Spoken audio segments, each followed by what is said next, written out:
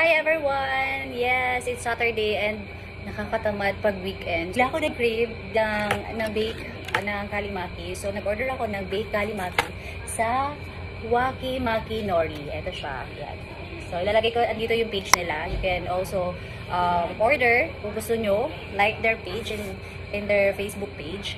So, eto siya. Ayan. So, in-order ko to. 350 pesos to. Medium size to. Siya free na ganito na nori sheets. Ayan. So, lalagay mo siya dito. Lalagyan mo siya ng sauce. Oh my God. Ang tagal ko bago natikman to ulit. Parang mga 2 years. Charot. Nauso to nung pandemic. Ang tawag nito noong pandemic ay baked sushi. Hindi ko maintindihan bakit baked sushi. Wala namang sushi. Grabe.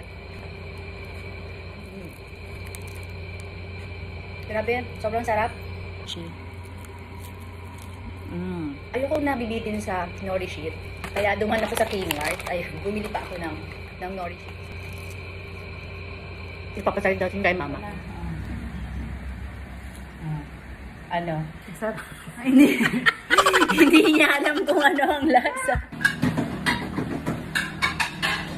So, ang sarap niya guys. Order na kayo dito sa Waki Maki Nori. Ayan yung page nila.